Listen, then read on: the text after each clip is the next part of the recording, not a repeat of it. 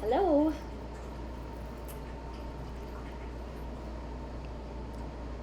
Good morning. Good morning. Nice little overcast day here in Arizona, but still like 115 degrees or something. I think last night I went out to let the dogs out to go to the bathroom, and it was dark. It was like almost 9 o'clock, and it was 103 degrees outside. So, you know, gotta love Arizona in the summer, but it's overcast today, which is kind of nice. Gives us a little bit of a change. We're not in the beating sun today, which is good. Good morning. Thank you, all of you over there saying good morning on Facebook. I really appreciate it. Good morning, Instagram down there, and good morning, Facebook up there. I have a big topic today, and one that people have been asking me about consistently. I think you guys will mostly be interested. I've had probably more questions on this topic since I started this whole live thing. Probably more questions than anything else in health. So hopefully all of you that have asked these questions are out there today so that you can get some direct answers. But I'll give you guys a second just to kind of log in. I hope you're all doing well. Humidity. For here in Arizona, it's a lot of humidity. But I mean, it's still, I think, like 20% or something, which is a lot for us. And 116 with 20% humidity is pretty hardcore. I know a lot of you out there also have very, in the 80s, but you're at like 60% humidity, which I would say is probably worse. I'll give you that one. So hello. Piggy is on a roll today. I am sure she is going to oink, squeak, and interrupt me this entire time. I have absolutely no doubt. She is on a roll, aren't you? Oh, okay. All right. Well, then you can say hi, and then you can go chew a bone. How about that? So I am Dr. Tricia Pingel, and this is your morning checkup, and it is Monday, July 20th, and we are going to talk about DHEA. Any of you guys know what that is? Number one question I get asked: what is DHEA? Why should I take it? Should I take it? Should I not take it? What are the benefits of it? When should I take it? How should I take it? I mean, I get this question asked constantly, all the time. So I wanted to write an article about it because I knew that it was something of very much of interest, that all of you have spoken up and said, this is what I want to hear about. So that is what I'm talking about today. And DHEA is one of those things that I don't recommend for everybody. So I may differ from a lot of doctors out there, but I want to educate you so that you can have this conversation with your doctor and decide whether it's something that's going to benefit you or not. Okay? Okay, Piggy? Yes. All right. Well, we should probably dive in. That means I'm going to set you down. Do you have anything to say? Wow, she's liking to be on the camera today, isn't she? Okay, well, I'll let you sit. All right, so I have a video that's been going around for a while that talks about adrenal fatigue and how DHEA plays a role. And as I said, one of my number one questions all the time: should I take DHEA? Why should I take DHEA? Why should I not take DHEA? How much should I take? What does it do? Will it help? And then I have other people saying, oh my gosh, it's been a game changer. It's a life changer for me. So I want to talk about the type of people that are optimal patients for this therapy, because it is not all of you, okay? Let me tell you this. There is no magic supplement for everybody, where you do not all fit in the same box. It does not work that way. So if somebody says, oh, well, if you take DHEA, you'll be younger and you'll feel better and you'll have tons of energy. Maybe not. You might make things worse. Right? So anytime we're talking about a hormone, that's an important thing to pay attention. And that's the first thing I want to bring up, is I think a lot of people think DHEA is simply a supplement. And it is not a supplement. It is a hormone. So just the same as if you were going to go on a birth control pill or add testosterone or add bioidentical hormones, you would do a full lab evaluation and find out if you need it. And DHEA is no exception. In fact, I personally don't think it should be available over the counter, because it's a hormone and because this education does not get spread well enough. Someone says, oh, try DHEA, it'll be great. And you run out to the pharmacy and you buy it and things go wrong, right? This is something I think a doctor should always be involved in. And Piglet, you are very heavy, and I'm going to have to put you down now. Do you think she's happy about that? Okay, bye. Okay, go take a nap here. So let's talk about what it is, how it works, and who should use it and who doesn't. Are you guys ready? Ready? Yes, she is cute. She's a riot. She cracks me up. My big dogs are outside today, and we keep getting like UPS trucks and stuff, and they're like just barking like crazy. So I have no doubt there's gonna be some howling hound dogs in the background as well today, along with a lot of oink snorts and otherwise. And that's okay, because this is real. Like, you know, like I'm just chit-chatting with my friends. So, you know, it is what it is. All right, so there is not a simple answer to whether you should use DHEA or not, okay? All of us have different biochemistry. All of us have different stress response. All of us have different nutritional status. All of us have different levels of adrenal fatigue. So to sit there and say with 100% certainty, yes, you should take it, no, you shouldn't, I can't do that. And you shouldn't either. Okay, if somebody recommends this to you, you need to get it checked out. And the nice thing about it is you can check it out in your labs, and we're going to talk about that, okay? So let's look first of all at what is DHEA, what does it do in the body for us, and then we'll start talking about why or why not someone may want to take it and go into some questions on that, okay? So you guys ready? Oh, got a lot over on Facebook. Sorry about that. Hello, Piggy. Hi, Piggy. Hi, Piggy. Hi, Piggy. Oh, there we go. And Stephanie, you just got to my first question. DHA is not the same as DHEA, okay? DHA is an essential fatty acid. DHEA is a hormone, okay? So that's the difference. And there's my hound dogs out there howling. Enjoy. All right. So DHEA is an acronym for a mouthful that half the time I trip over, but let me give it a go. Dihydroepiandrosterone. Dihydroepiandrosterone. That's what that means. It is a endogenous steroid hormone. So it is endogenous, meaning that your body makes it, okay? So your body makes DHEA primarily in the adrenal gland. Okay, now there is some DHEA that's made in the gonads as well. They find DHEA in your brain and in your gut, but its primary source is in the outer cortex of the adrenal gland, and it's made from cholesterol. Now this is an important point. A lot of people label cholesterol as bad, but you have to recognize that cholesterol makes hormones. Okay, so if you're on a statin, for example, and your cholesterol is really low, that's going to have an impact on your DHEA.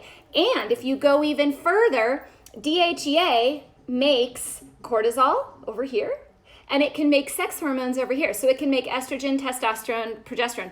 So if you're on a statin and you have lower DHEA, you're also going to have lower sex hormones. And that's why you see a lot of low testosterone in men on statins, because you're lowering the whole process, okay? So what we're gonna do is we're gonna talk more about that cortisol component, because that's what really plays a role here on whether or not it's going to help or hurt you, okay? I got some good comments over there on saying it in Greek. Yeah, okay, that's hilarious. Okay, anyway. I always sound like I'm tripping over my tongue when I say stuff like that, and it's just, to me, I like to speak on a level where people can understand me, so I don't spend a ton of time saying the full hormone, so it does not roll off my tongue as well as I would like. But anyway, so it is made from cholesterol, okay? Up here. Cholesterol goes to make DHEA. This is a very simplified version, folks. If you're a biochemist, chill out. I'm just trying to make this simple so people can understand, okay?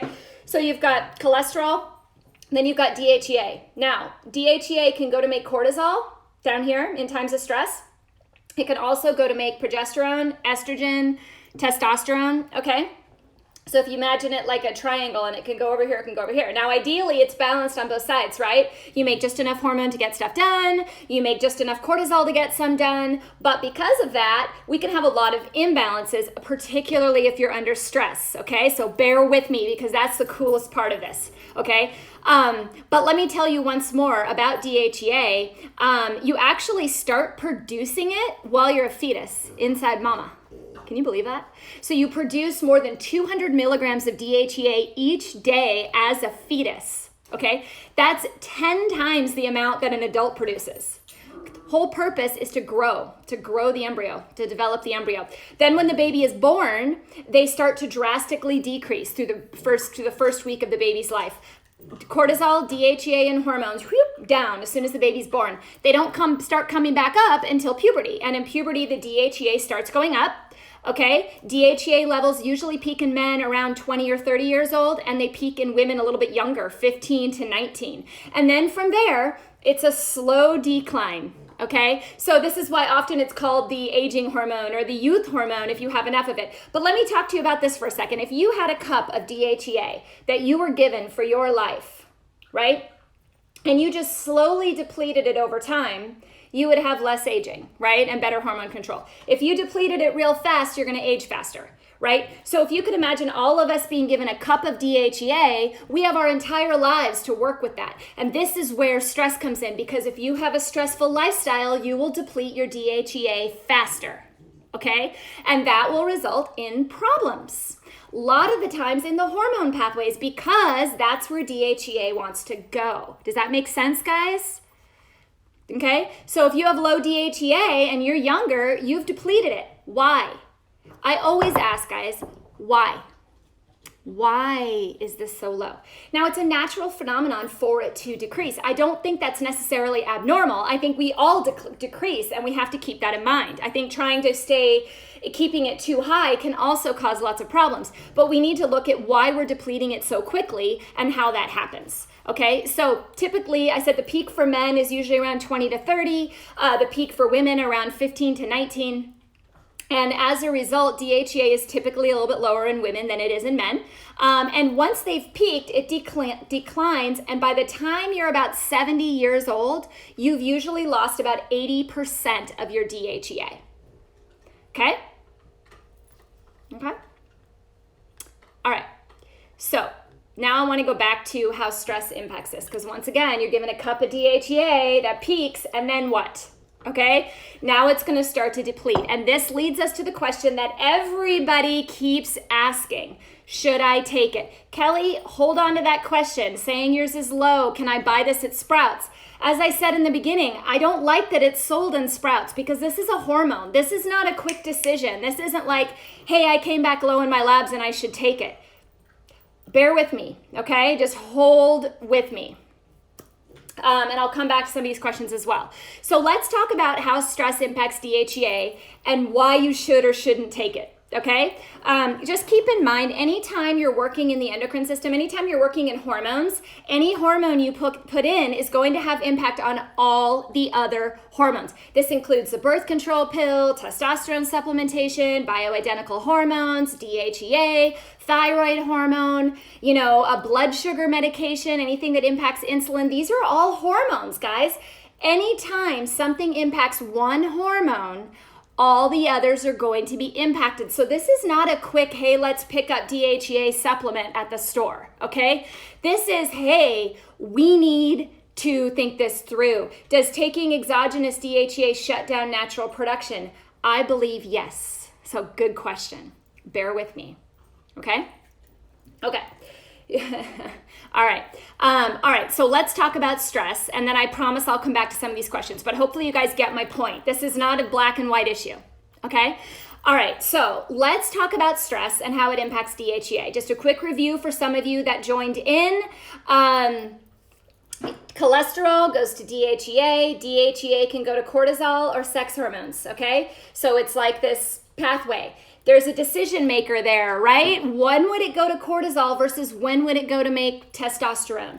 This comes down to that bear, guys. If you're in the woods and you're running from a bear, you're not going to stop and reproduce, right? You're going to run. You need more cortisol. And guess where you're going to get it from?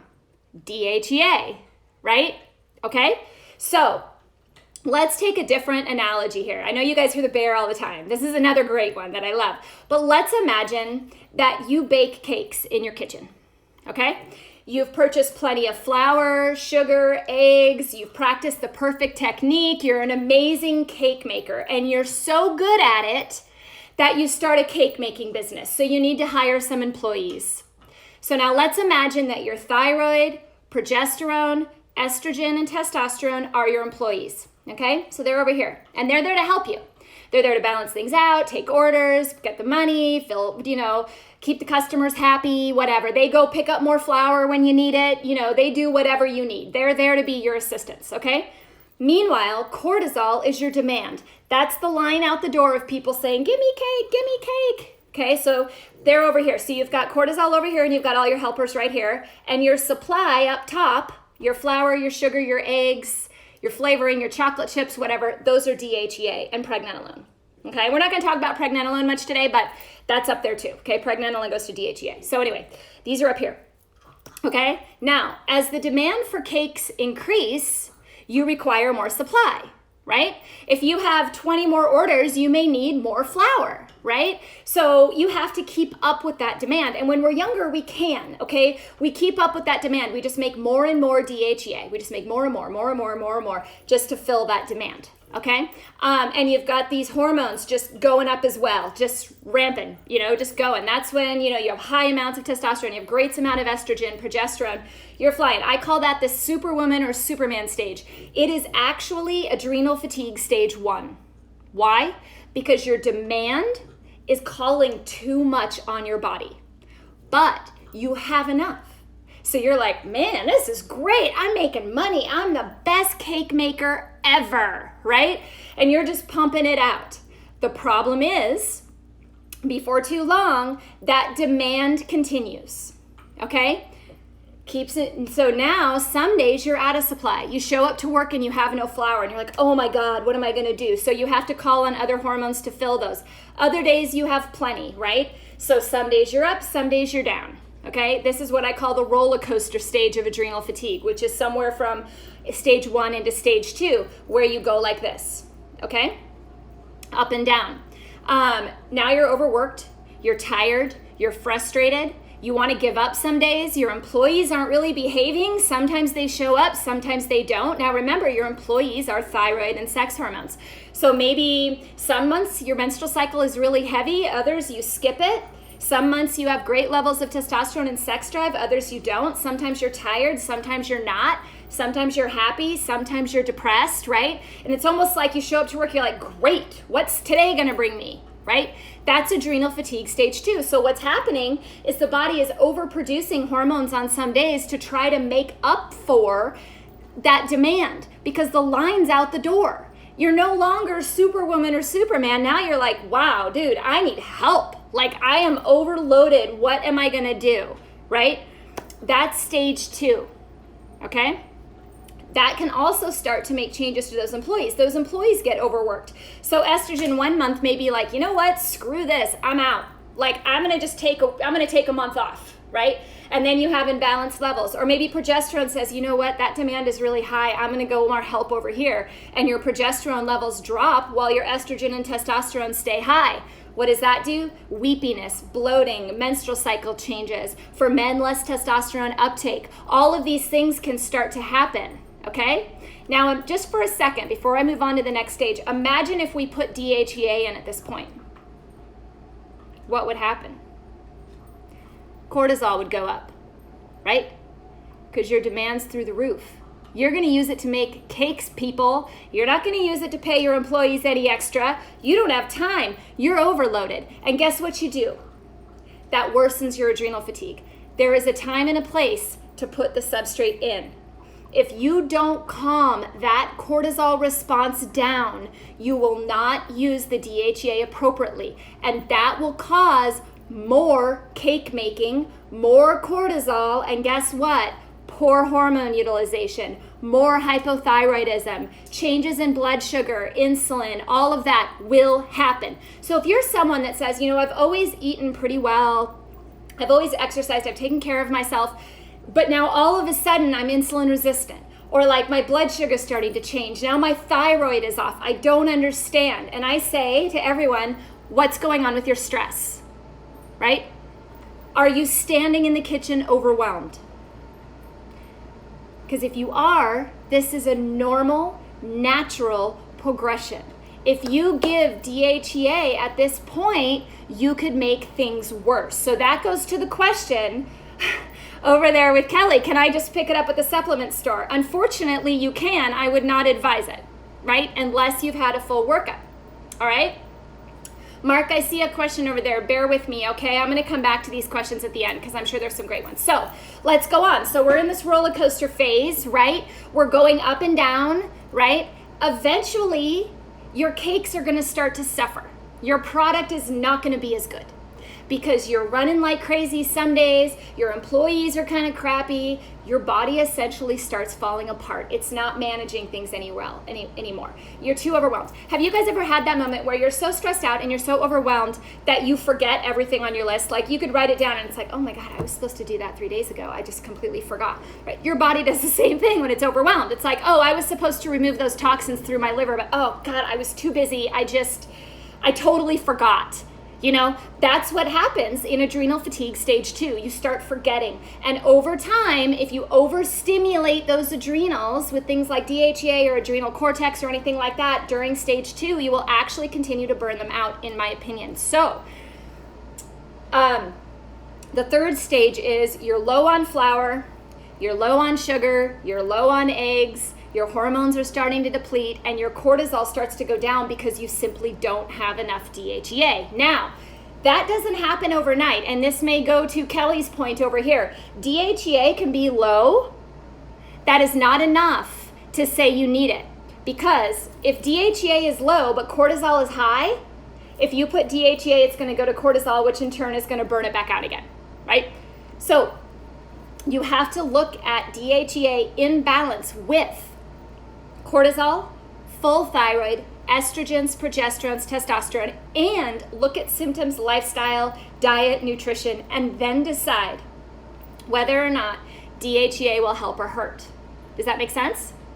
So in people who have no cortisol, they have no DHEA, they have no hormones, it's kind of a no-brainer. You can usually give DHEA at that point, although you have to keep in mind that it might not always go where you want it to go. So stress management is still really important. So when I talk about stress management, the real key here when it comes to adrenal fatigue is managing when your adrenals are on and when they're off. Most people do not calm their adrenals down at night. This is where lifestyle things can come in very handy. Meditation, Tai Chi, stretching, Pilates, all sorts of things, but also herbally. We've talked about ashwagandha, we've talked about shishandra, which are very calming, nutritive herbs that help calm the adrenal glands. And then you have all these nutrients that deplete during this process. If you are running a cake making factory, your only supply is not simply cake or flour, eggs, and sugar. You've got to turn the lights on, you've got to pay the AC or heating bill, you've got to pay payroll taxes, right?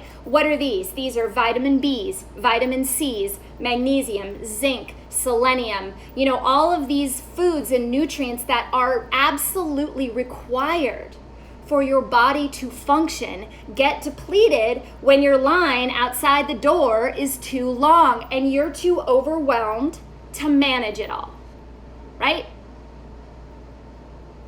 So, when it comes to repairing the adrenal glands, the first place I go is herbal and nutritional. Why? Because somebody's got to make sure you don't get behind on your bills, okay? You got it. From moving forward, you have to say, okay, I've got to support my stress response. Until your stress response is under control, if you give DHEA, you could cause some serious damage, guys. Now, a lot of people, I give DHEA too. I am not anti-DHEA. I just want to be clear. What I'm anti is people just using it as a pill to be younger and to feel better when they're not understanding what it does to the body and what adrenal fatigue truly is. It is a constant process of nutrient depletion and stimulation. And when you do that for too long, your hormones are going to react. Cortisol's a hormone, estrogen's a hormone, progesterone, testosterone, DHEA, pregnenolone, insulin, thyroid.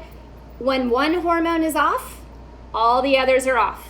And if they're not yet, it's coming. Just the way we work, right?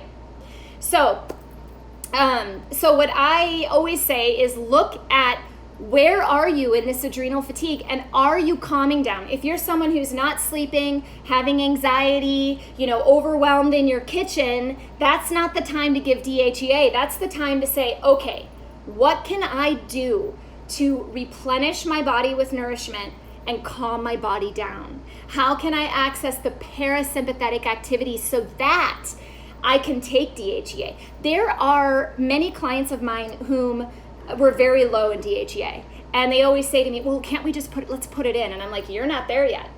Like, you are not calm enough yet. Like, I can't give it to you until the stress is under control. And a lot of people say, well, what do I need to do? And I'm like, look, I'm telling you, you need to calm your body down. You need to learn how to take yourself out of that stimulatory phase and put yourself in relaxation. Number one, that might repair it in itself. And then if there's still DHEA issues, we'll talk, right? I want to make a note to the men out there who take testosterone. Did you have your DHEA checked before you put testosterone into your body? Remember, testosterone can turn into estrogen. High estrogen in men can cause prostate problems. So let's say your DHEA is low and your testosterone is low and your cortisol is high, right? Well, now we know why your testosterone's low, because your cortisol is overstimulating. So how about coming about it from a different saying, okay, let's calm the body down, let's address the adrenals, let's get the cortisol down, and then let's recheck DHEA. Did DHEA come back up? Perhaps we put a little bit in, and that feeds testosterone now because the stress response is lower, right? And you have less estrogen conversion. There's a lot of things to think about. You know, maybe you do give testosterone at that point, but if you don't look at it against the adrenal glands, guys, you may be setting yourself up for more problems. Hormone therapy is never a quick fix. I don't care if you're menopausal, premenopausal, postmenopausal, it doesn't matter. It's never a quick fix. You have to look at the whole body, and stress is 100% involved. Cool? Okay? So if we talk about running low on supply, let's go to we ran out of everything. You're going to see things like hypothyroidism, peri to menopausal. You'll see a lot of irregular menstrual cycles, a lot of anxiety, a lot of insomnia, depression, right? When it moves to having no supply and you're just sitting in your kitchen going, screw it. And then the line disappears. They're like, you know what? Her cakes were awful. They were great 5 years ago, but now they're awful. We're not going to buy anymore. So the cortisol drops. Now you have no business. You have no cortisol, you have no DHEA, you have no employees, and you're sitting there going, well, now what? I'm freaking exhausted. I'm tired. I don't want to do anything, right? That's too late, right? We can reverse that, but it's a heck of a lot harder, right? If you can catch adrenal fatigue in Superman and Superwoman stage where you're flying like crazy, that's what you need to do. Most people, when they come to me, are in stage 2, okay? Most people. That's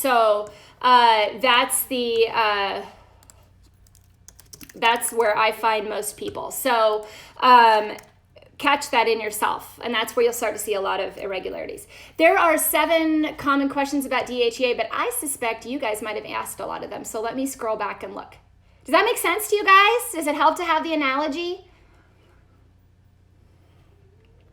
Okay, I had a couple questions here. Do you think DHEA is better to take in moderation, better than pregnenolone? You know, it depends on the person. Oftentimes pregnenolone levels are perfectly fine, you know, and DHEA is low. And when I find that, it's usually the cortisol's too high, so it's not really a DHEA problem. I usually, in those cases, I typically give more nutrient support to help the cortisol go down, so that it can utilize that pregnenolone better, right? Often people will take pregnenolone and their DHEA levels will go up, but so will the cortisol levels. So it's the same thing. You always have to look at the whole pathway. So everyone is so different, you know? Everyone is so different. Does taking exogenous DNA shut down natural production? Yeah, our body is a negative feedback loop. Okay, which means that when we have enough of something, it feeds back to the brain to turn it off. So like if you have enough thyroid, the body says, oh, I have enough, and TSH is signaled down, right? Hey, turn it off. Same thing with any hormone. I fully believe that there is an absolute ability for the body to turn on and turn things off. So I would rather give the support and let the body choose what it needs and what it doesn't versus force it to take something. Anytime you give any type of medication, there are always times and places for giving certain medications, okay? I am not anti-medicine, okay? I am an integrative doctor. I think there's always a time and place. But when you do that, you're forcing the body to take a certain reaction and not letting it make a decision on its own. So it's like if I have a toddler and they're doing something bad, I can shove them in the corner and make them do a timeout, or I can pose a question like, well, you could sit in the corner a timeout, or you could play with your art supplies, and they choose art supplies and they're out of trouble, right? I like to give a choice. I like to give a choice to the body as well. Well, you can continue to deplete your DHEA and I can give you more, but I need to downregulate that cortisol first. So you kind of give the body the option of what it needs to do. If I give vitamin C, it may have a different reaction than if I give selenium or magnesium or B vitamins. You know, I like to supply. Rhodiola and ashwagandha are very different, right? Holy basil is more stimulatory. Ashwagandha is calming. So I'm not going to give holy basil to somebody that's in stage 1 adrenal fatigue when they're bouncing off the walls filling cake orders all day. That would be silly because I would deplete it further, right? So, I mean, there's certain types of things you have to make a choice. If I give a medication like DHEA, I'm not giving the body a choice. I'm like, here's your DHEA, take it. Do what you want with it, right? If that makes sense. Okay. I had old man DHEA and tea and high cortisol. I eat eggs and take DHEA and take a pituitary drug that quadrupled my T. Stress is still high go and DHEA is still lowish, not optimal. Cortisol being high. Yeah, so what you're doing is you're feeding the cortisol right now. You're feeding the cortisol. You have to look at therapies, Mark, that calm the adrenal function. You need to access the parasympathetic nervous system more often. I do have an article on the vagus nerve on drpingel.com that's quite interesting on how to access the parasympathetic nervous system. There are a lot of lifestyle measures that you can do. They take discipline and training. Meditation is a practice, right? Yoga is a practice. They're not an exercise. They're a practice. Why? Because you have to train yourself. Breathing. When you get used to shallow breathing over time from stress, you have to retrain your muscles to breathe appropriately. Right? You can't just start breathing again. You have to every day do exercises just like you would if you wanted to build a bicep, right? You got to do those exercises. You have to do the same for those core muscles, for those breathing muscles, for the parasympathetic nervous system. I'd also look, Mark, at herbal therapies and nutritional deficiencies associated with high cortisol. I have a ton of information of this on my website. Please check it out. My program addresses this as well. Check it out. drpingel.com, totalhealthturnaround.com. There's a lot of resources out there on how to fix that. And often, if you give testosterone for too long, your testosterone won't be able to rebound, which goes back to the earlier question about will it downregulate its own production? Yeah, if it doesn't have to do it, if it can just run from a bear. Like if I was like, okay, I'm going to send you more testosterone, you can go run from the bear now. What's it going to do with the DHEA? It's going to run from the bear. It doesn't need to make testosterone. You're giving it, right? Make sense? Does it go away as a result of no ovaries, no HRT? DHEA, you mean, Annette? Yeah, and DHEA goes down anyway, but DHEA is made in the adrenal glands. So if you don't have an adrenal gland, yes, that could deplete it. But I mean, technically, it just has a natural decline. You can still support the adrenal glands with no ovaries. Yeah, absolutely. I did have a full workup, but we'll wait to see the new doctor before I do anything. Okay. My husband adds more stress in my life. I hear that all the time. So-and-so stresses me out, and I get it because, there's been times in my life where I've been like, oh my God, this job or whatever. But I have to go back to something, and this is very straightforward and honest. The only person that allows stress to impact you is you, right? I mean, we can say it's so-and-so. We can say it's our job. We can say it's money troubles. We can say it's this or that. We can blame all sorts of things, but the only person who takes that energy as negative and puts it within their soul to come back as negative is us. We're responsible for what we block and what we don't. So I would say if there's people around you, jobs around you, situation around you that's causing stress, you have to learn how to put up that wall and find gratitude for the things you have and the things that you love and the things that are beautiful in this world, which there are a ton of them. okay? We all have something to be grateful for, something, if not life alone, okay? And I know that's very blunt and straightforward, but I don't really beat around the bush. I mean, we're all responsible for our own happiness. It never relies on anybody else but us. That's it.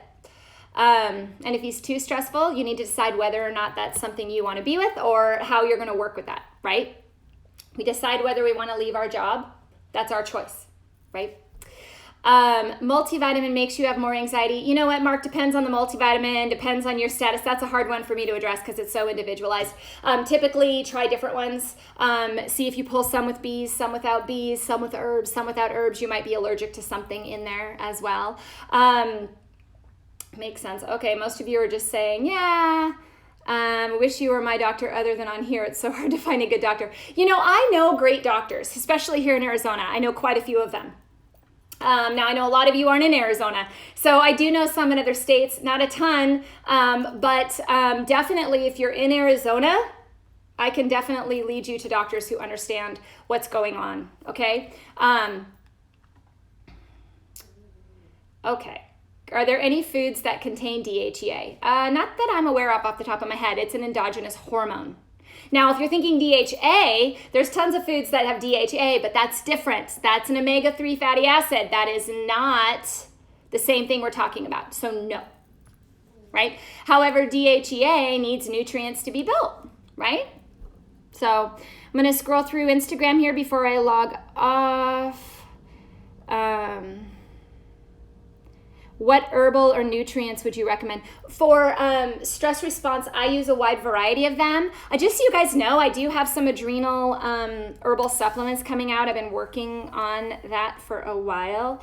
And obviously you'll need to speak with your doctor to decide, but I use combinations primarily. I don't usually just use one. So what I'll do is I'll find products, or like the products I have coming out have a combination of herbs that calm the adrenals in one supplement and a combination of herbs that wake up the adrenals in the other supplements. So you have to look at each individual one and combine them together. So to wake up, like people that would be in a stage 2, stage 3 adrenal fatigue, but typically where they're overwhelmed and exhausted and all of that, typically I'll use a combination in the morning of like rhodiola, I definitely like B vitamins for sure. Always consider B vitamins in the morning. Holy basil, erythro caucus, that's American ginseng.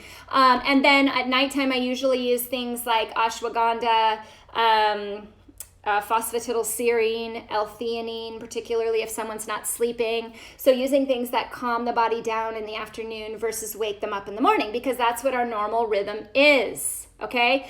Everyone's a little bit different, you know. I think when you start with herbal therapies and nutrition, you have a better chance of being successful than if you immediately go to glandulars or hormones, okay? Because unless you have a doctor watching, now if you have a good doctor who's done full evaluation, they know where your levels are, and they want to use glandulars or hormones, by all means. But trying to do that on your own usually doesn't represent as well as you want it to represent, okay? But I do have that coming out. I think a B vitamin in general is always a wise choice for anyone who's going through stress.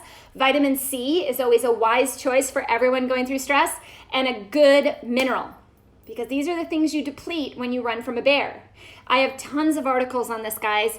Go to my website, type in stress, type in adrenal. I swear there'll be how adrenal glands affect everything. My book, Total Health Turnaround, also talks about it. So if you want to learn more about this and really get detailed on areas that you should be looking for and nutrients and things like that, the resources are out there, you know, and they're free, or when the book isn't free, but it's not expensive either. Like it's not ridiculous. I think it's like $30 some or something, $32 or something like that. So, I mean, it's not like this huge investment, but, you know, looking at things that you can do to replete the body to support the stress and then trying to calm the stress down. That's the first step. And that's stuff that you guys can do at home. Okay. Learning how to access the parasympathetic nervous system and calming down is really important. Okay. All right. I got a lot of hearts there. If you take DHEA, can you stop and then will your body start making it again? Pam, I addressed that. Hopefully you caught that answer there earlier. Eating healthy definitely helps. I see some The person could also be tested by a naturopathic doctor to see if your body is needing it, for how much. This might be a cheaper option than being clinically tested. Yeah, a lot of people write in, hey, can we see you, Dr. Pingel? And I don't take a ton of patients at this time, but people are like, oh, like even before when I was seeing patients, people would be like, wow, it's $300 for an office visit. I can't do it. And I'm like, okay, but I'm going to keep you out of the doctor, right? So a lot of times we look for insurance and we look for the help from insurance, but sometimes the doctors that are available on your plan aren't educated in this. So you end up spending more money and more co-pays and more money on medications than you do on actually just having a good second opinion from a naturopath in your area. I always recommend just get a second opinion. See what they have to say. I think it's well worth the health investment. But I realize that not everyone can do that. So sometimes you have to just kind of work with the doctors you have, and you have to, do your own research. And that's why I'm here, guys. I'm here to help you. I'm here so that I can point to the direction so that you can see what needs to be done and you can ask the right questions to your doctor to help, right? To be like, look, this is what I'm really interested in. I really want my DHEA checked. Can you check it against my cortisol? If they say, no, we have no idea what you're talking about, or we're not going to cover it, then find someone who can. Okay? I'll tell you what, patients ask me all the time to run stuff. I usually will. Because why not? Like, it may not give me anything, but why say no? I don't understand. Why? I mean, if we want to know what something looks like, why don't we find out? If it's not a problem, we don't need to run it again. But I don't understand the mentality of people just saying, no, I'm not going to run it. Nope. A couple of you had made a comment on the, I don't know if you're out there, but a couple of you made a comment on the hypothyroidism infographic that I had out, saying that you had asked your doctor to check TSH, free T4, and reverse T3 and antibodies, and they said no, they wouldn't do it. They didn't know what it was. Look it up, doctor. I mean, those are really common. Those aren't, I'm not like pulling those out of somewhere. These aren't from like the witch's brew over here with, seriously, they're fully active hormones in the endocrine system that are well documented and well studied. So you gotta be your own advocate, guys. You gotta find someone to support you. That's all. Okay, sorry, I'm staring at the screen here looking back. I think I got the earlier questions on Instagram. I did. So I got to scroll through those. Anyway, what kind of lab test would be a full workup? I will tell you guys what I run, and I'm going to be fast, so you may have to replay this, okay? I typically, if someone came in and said, you know what, I just want to know where I'm at, I want to know how stress is impacting me, I want to just do a good full workup. Now, granted, I have access to many other tests, and many out there probably have gone to a naturopath. I'm just talking about standard serum blood tests. What would I run? All right, I would look at a blood count. I would look at the metabolics. I would look at the cholesterol. I would look at the vitamin D. I would look at the B12 and folate.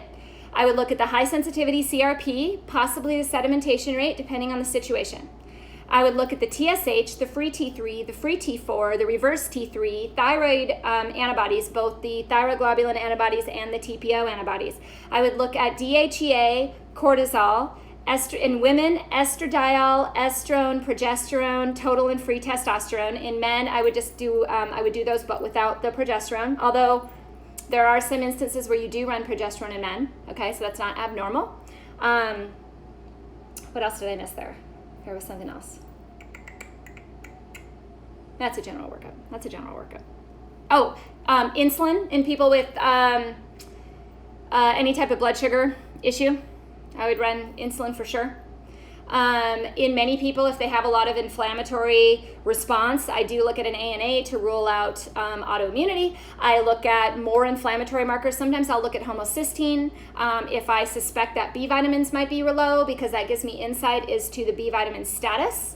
Now, all of these are available at your standard lab. These aren't labs that are like specialty labs that you have to like go somewhere special to get. You can go to, here in Arizona, we have Quest, we have LabCorp. You can go to any of those and get these. These aren't crazy, right? And they run through insurance often, although it kind of depends on your plan and your doctor. There you go. There was a quick list, right? Good start. All right.